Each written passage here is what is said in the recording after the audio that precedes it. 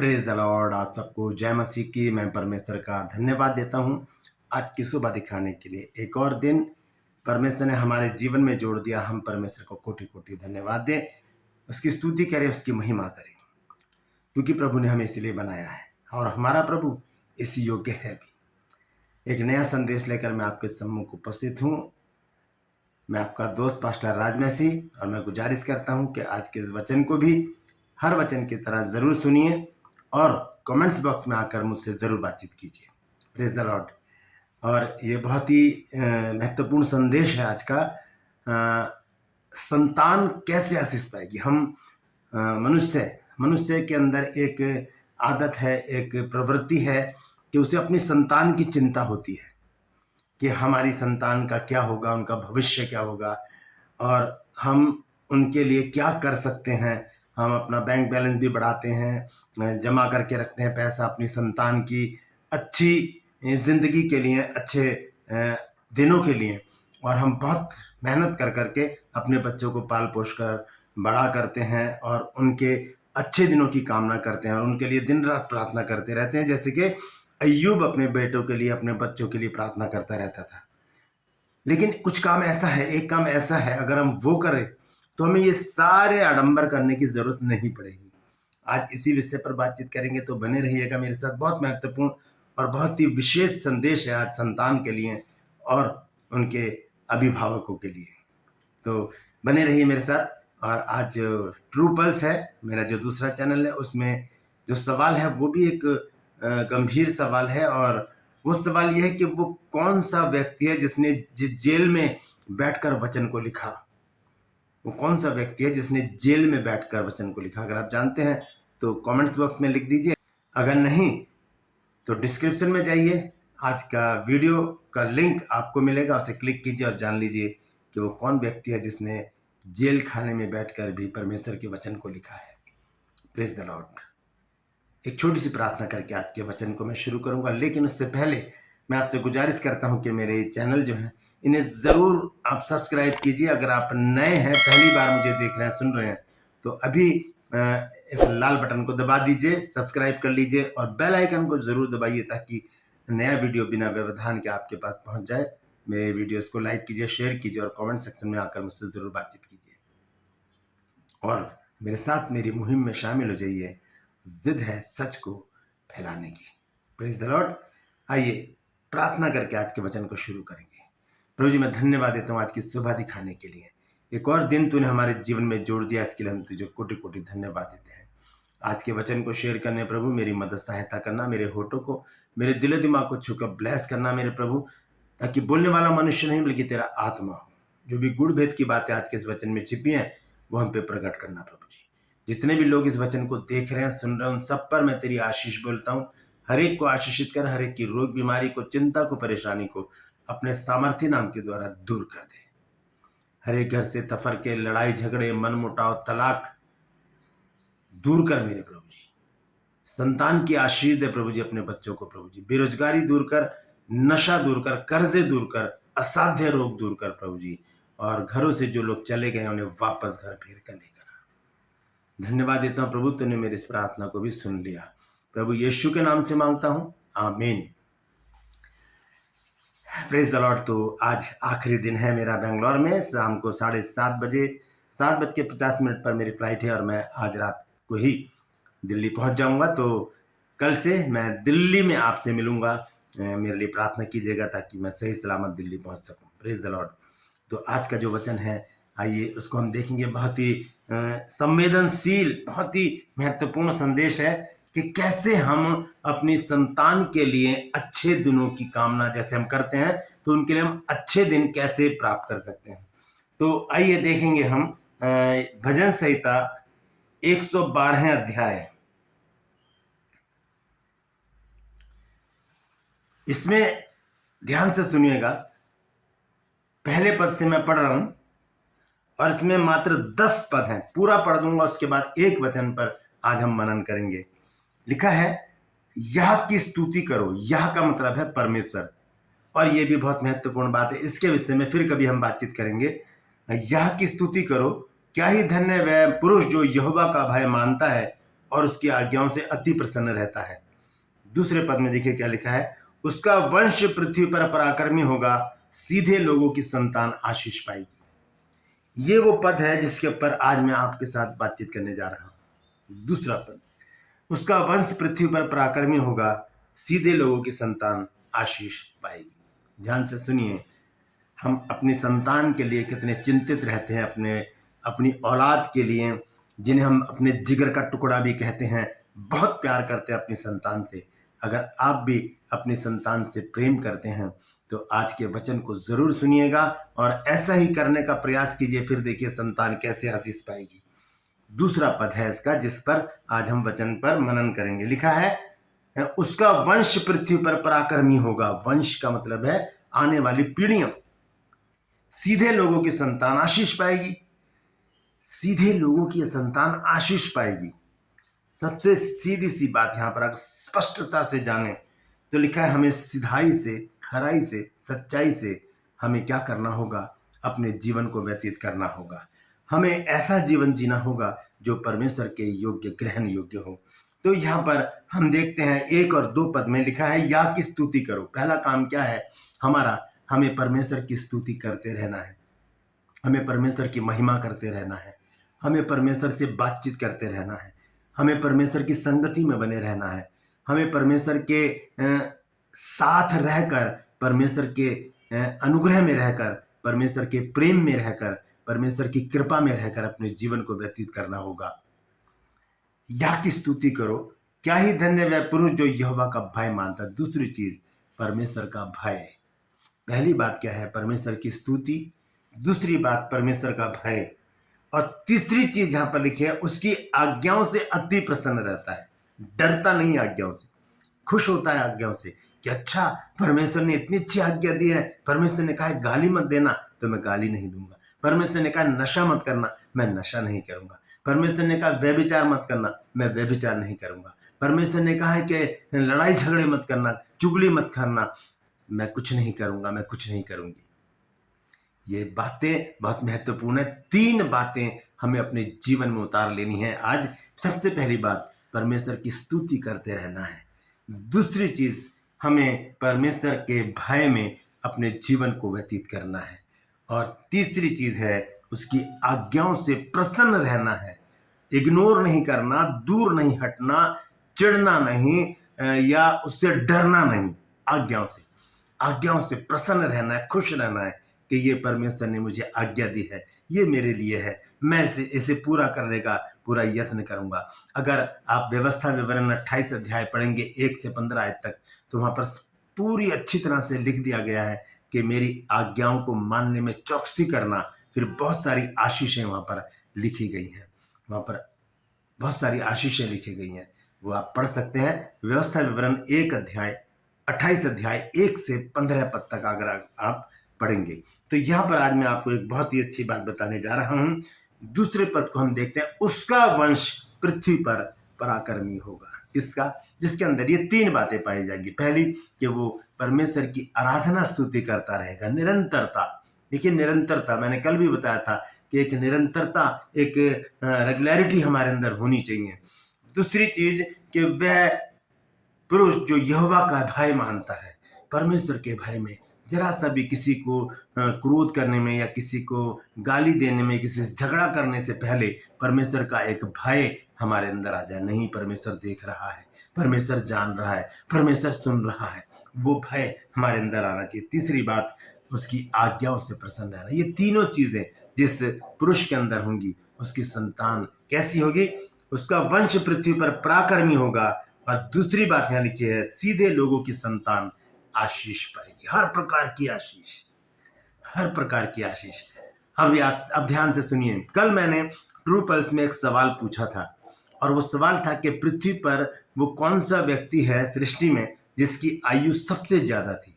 तो बहुत से लोगों ने जवाब दिए हैं, और मैंने ट्रू पल्स में दिया है उसका जवाब कि वो है मतुसेलह, जिसकी उम्र 969 वर्ष की हुई, तब वो मरा।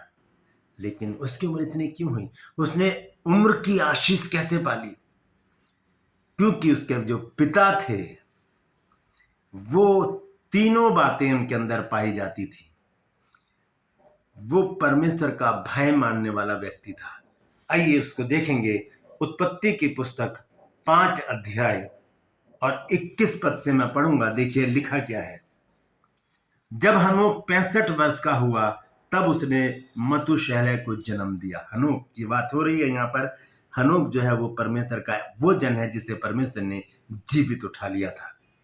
हो सकता है कि उसके अंदर ये तीनों बातें पाई जाती हों। पहली बात कि वो प्रभु की ही स्तुति करता हो। दूसरी बात वो परमेश्वर के भय में चलता हो। तीसरी बात वो परमेश्वर की आज्ञाओं से प्रसन्न रहता हो। लिखा नहीं है लेकिन हम इस बात को मान सकते हैं कि ऐसे ही लोगों की संतान आशीष पाती है। लिखा है कि जब हनोक 65 वर्ष का हुआ तब उसने मतुशेलह को जन्म दिया। 22 पद में लिखा है, और मतुशेलह के जन्म के पश्चात हनोक 300 वर्ष तक परमेश्वर के साथ साथ चलता रहा। परमेश्वर के साथ कौन लोग चलते हैं?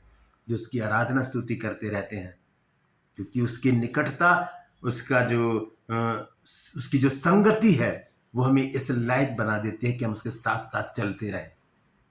हम फिर संसार का डर हमें नहीं होगा, हमें पाप का डर नहीं होगा, हमें शैतान का डर नहीं होगा। हमारे अंदर परमेश्वर का भय होगा और वो आदर वाला भय होगा कि कोई है जो मेरे साथ है, कोई है जो मेरे साथ है। इब्रानियों की पत्री में अगर हम पढ़ें 11 अध्याय और उसके 6 पद में, तो वहां लिखा है कि परमेश्वर के पास आने वाले को विश्वास करना चाहिए कि वो है और अपने खोजने वालों को प्रतिफल देता है। कौन? परमेश्वर। Praise the Lord. तो यह लिखा है 22 पद में, उत्पत्ति 5 अध्याय 22 पद लिखा है, और मतुशेलह के जन्म के पश्चात हनोक 300 वर्ष तक परमेश्वर के साथ साथ चलता रहा और उसके और भी बेटी बेटियां उत्पन्न हुई, और हनोक की कुल अवस्था 365 वर्ष की हुई। और आगे लिखा है, हनोक परमेश्वर के साथ साथ चलता रहा, फिर वह लोप हो गया क्योंकि परमेश्वर ने उसे उठा लिया था। परमेश्वर ने हनोक को जीवित उठा लिया। एक व्यक्ति परमेश्वर की आराधना स्तुति में अपने जीवन को व्यतीत कर देता है, परमेश्वर के भय में अपने जीवन को व्यतीत कर देता है, परमेश्वर की आज्ञाओं से प्रसन्न रहते हुए अपने जीवन को व्यतीत कर देता है, परमेश्वर की संगति में रहते हुए अपने जीवन को व्यतीत कर देता है, अपना पूरा जीवन वो परमेश्वर के हाथों में दे देता है, तो वो व्यक्ति जीवित उठा लिया जाता है। लेकिन उसकी संतान, उसका वंश, आपको पता है नूह भी हनोक के वंश से हित है, जिसे परमेश्वर ने चुना जहाज बनाने के लिए। जब जल प्रलय आए तब परमेश्वर ने नूह को चुना था, और नूह जो है वो हनोक के ही वंश से था। आइए आगे पढ़ते हैं। आगे लिखा है 25 आयत में, जब मतुशेलह 127 वर्ष का हुआ तब उसने लेमेक को जन्म दिया। ठीक है, लेमेक हनोक का बेटा मतुशेलह, मतुशेलह का बेटा लेमेक। लेमेक के जन्म के पश्चात मतुशेलह 782 वर्ष जीवित रहा और उसके और भी बेटे बेटियां उत्पन्न हुई, और मतुशेलह की कुल अवस्था 969 वर्ष की हुई। तत्पश्चात वह मर गया। 969 साल वो व्यक्ति जिया जिसके बाप ने अपना पूरा जीवन परमेश्वर के हाथों में दे दिया। अगर आप पिता हैं तो आप अपना जीवन परमेश्वर के हाथों में दे दीजिए। मैं भी एक पिता हूं, मैंने भी अपना जीवन परमेश्वर के हाथों में दिया है। तो ये इसलिए ताकि हमारी जो संतान है वो एक अच्छा, एक प्रतिष्ठित, एक आशीषित जीवन जिए, उनको किसी बात की कमी ना हो, उनकी उम्र दराज हो और वो प्रसन्न जीव रहकर अपने परमेश्वर के साथ बने रहे। क्योंकि यदि हम परमेश्वर में बने रहेंगे तो नेचुरली हमारी संतान भी परमेश्वर के साथ साथ चलती रहेगी, क्योंकि हम उन्हें सिखाएंगे, पढ़ाएंगे, बताएंगे। कैसे? आइए देखेंगे। वापस बाद में उत्पत्ति में वापस बाद में आएंगे। व्यवस्था विवरण 6 अध्याय 4 आयत से मैं पढ़ूंगा। लिखा है, हे इज़राइल सुन, यहोवा हमारा परमेश्वर है, यहोवा एक ही है। तू अपने परमेश्वर यहोवा के से अपने सारे मन और सारे जीव और सारी शक्ति के साथ प्रेम रखना, और ये आज्ञाएं जो मैं आज तुझे सुनाता हूं वे तेरे मन में बनी रहें, और तू इन्हें अपने बाल बच्चों को समझाकर सिखाया करना, और घर में बैठे, मार्ग पर चलते, लेटते उठते इनकी चर्चा किया करना। ये है माता पिता का फर्ज। अगर हम चाहते हैं कि हमारी संतान एक अच्छा, एक प्रतिष्ठित जीवन जिए और एक ऐसा जीवन जिए जिन्हें किसी बात की चिंता ना हो, तो हमें अपने जीवन को सुधारना होगा। हमें उनको अच्छी शिक्षा देनी होगी। हमें यूं ही उनको नहीं छोड़ देना होगा, क्योंकि नीति वचन में लिखा है कि जो लड़का यूं ही छोड़ दिया जाता है वो अपनी माता की लज्जा का कारण होता है। जो लड़का यूं ही छोड़ दिया जाता है वो अपनी माता की लज्जा का कारण होता है, यानी कि वो बिगड़ जाता है। वो या तो नशेड़ी बन जाएगा, मवाली बन जाएगा, गुंडा बन जाएगा और गदर करने वाला बन जाएगा, लड़ाई झगड़े, पुलिस थाना केस, ये सब कुछ उसके साथ होता रहेगा। क्यों? क्योंकि माता पिता ने उनको शिक्षा नहीं दी। हमें अपने बच्चों को शिक्षा देनी है, लेकिन उससे पहले अपने आप को उस शिक्षा में बनाए रखना होगा। हमें परमेश्वर की आराधना स्तुति करते रहना होगा। हमें परमेश्वर के भय में अपने जीवन को व्यतीत करना होगा। हमें परमेश्वर की आज्ञाओं से प्रसन्न रहना होगा और हनोक की तरह परमेश्वर के साथ साथ चलते रहना होगा। इसके लिए हमें पहाड़ों पर जाने की जरूरत नहीं, अज्ञातवास में जाने की जरूरत नहीं, एक टांग पर वर्षों तक खड़े रहने की जरूरत नहीं है, कमरा बंद करके हमें अज्ञातवास में बैठने की जरूरत नहीं है।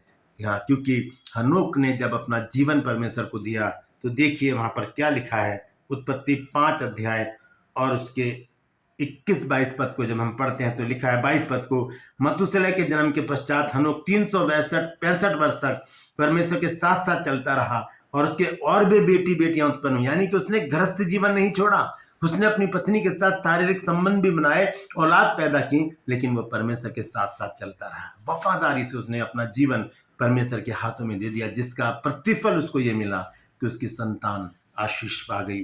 और उसकी संतान का नाम हम जानते हैं, वह है मथुसेलह। सबसे ज्यादा उम्र मथुसेलह की हुई 969 वर्ष। आइए उत्पत्ति 5 अध्याय और उसके 27 पद से मैं आगे पढ़ूंगा। और मथुसेलह की कुल अवस्था 969 वर्ष की हुई, तत्पश्चात में मर गया। जब मेलेक 182 वर्ष का हुआ तब उसने एक पुत्र को जन्म दिया और यह कहकर उसका नाम नूह रखा कि यहोवा ने जो पृथ्वी पर को शाप दिया है उसके विषय यह लड़का हमारे काम में और उस कठिन परिश्रम में जो हम करते हैं हमको शांति देगा। कौन है? नूह। ये वही व्यक्ति है जिसको परमेश्वर ने जल प्रलय के समय चुना था। ये किसके वंश में से आया? हनोक के वंश में से।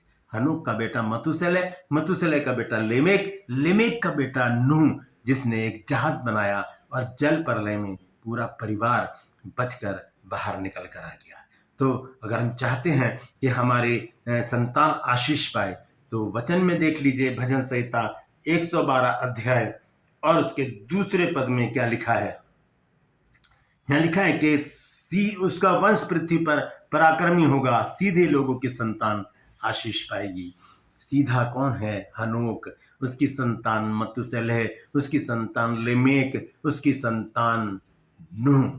आशीषित लोग, इनकी उम्रें बढ़ी, इन्होंने बड़े बड़े काम किए क्योंकि इनके पिता ने परमेश्वर को नहीं छोड़ा था, परमेश्वर से लिपटा रहा।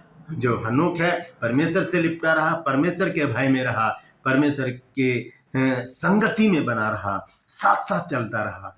365 वर्ष उसने परमेश्वर को दे दिए, परमेश्वर के साथ साथ चलता रहा। फिर परमेश्वर ने उसको जीवित उठा लिया। उसके बाद उसकी संतान पर परमेश्वर की दृष्टि बनी रही। उसको बैंक बैलेंस बनाने को जमा करने की जरूरत नहीं पड़ी, उसे कुछ ऐसा करने की जरूरत नहीं पड़ी कि चिंता करने की जरूरत नहीं पड़ी कि मेरे बच्चे, मेरी जो संतान है उनके अच्छे दिन कैसे आएंगे। उसने सिर्फ एक ही काम किया, वो परमेश्वर के साथ साथ चलता रहा। दोस्तों, अगर हम चाहते हैं कि हमारी संतान भी आशीष पाए, हमारी संतान भी सुख समृद्धि से रहे, हमारी संतान भी बेचिंता रहे और एक अच्छा और प्रतिष्ठित जीवन जिए, तो हमें अपना जीवन, हम पति पत्नी को अपना जीवन पूरी रीति से परमेश्वर के हाथों में देना होगा। उसकी आराधना स्तुति करनी होगी, उसके भय में चलना होगा, उसकी आज्ञाओं से प्रसन्न रहना होगा और उसकी संगति में बने रहना होगा। तभी हमारी संतान अच्छे दिन देख पाएगी। Praise the Lord. परमेश्वर इन वचनों के द्वारा हम सबको आशीष दे। यदि आज आपने कुछ नया सीखा है तो जरूर कमेंट्स बॉक्स में आकर मुझे बताइएगा और मेरी हौसला अफजाई कीजिए और मुझे बताइए कि आपको मेरा प्रयास कैसा लग रहा है। इस वचन को शेयर कीजिए ताकि बहुत से लोग जो परमेश्वर से दूर होकर अपने जीवन को व्यतीत कर रहे हैं और अपने बच्चों की चिंता में मशक्कत कर रहे हैं, एक छोटा सा काम करें ताकि उनकी संतान भी आशीष पाए। Praise the Lord. True pulse में आज का सवाल है कि वो कौन सा व्यक्ति है जिसने जेल में भी बैठकर परमेश्वर के वचन को लिखा है। बता दीजिए अगर आप जानते हैं तो, नहीं तो डिस्क्रिप्शन में जाइए और आज के वीडियो का जो लिंक है उसे क्लिक कीजिए, आपको पता चलेगा कि वो व्यक्ति कौन है। Praise the Lord. मेरे साथ मेरी मुहिम में शामिल हो जाइए, जिद है सच को फैलाने की। आज के लिए बस इतना ही, फिर मिलूंगा एक नए संदेश के साथ, एक नया वीडियो लेकर। तब तक के लिए मुझे इजाजत दीजिए, लेकिन अपना और अपनों का ख्याल रखिए। और अपनी संतान की चिंता परमेश्वर पर छोड़ दीजिए। अपना जीवन परमेश्वर के हाथों में देकर चलते रहिए। परमेश्वर आपकी संतान को संभाल लेगा। Praise the Lord. आज मैं दिल्ली के लिए निकल रहा हूँ। मेरे लिए प्रार्थना जरूर कीजिएगा ताकि मैं सही सलामत अपने घर लौट सकूं और परमेश्वर की स्तुति कर सकूं। Praise the Lord. परमेश्वर आप सबको आशीष दे।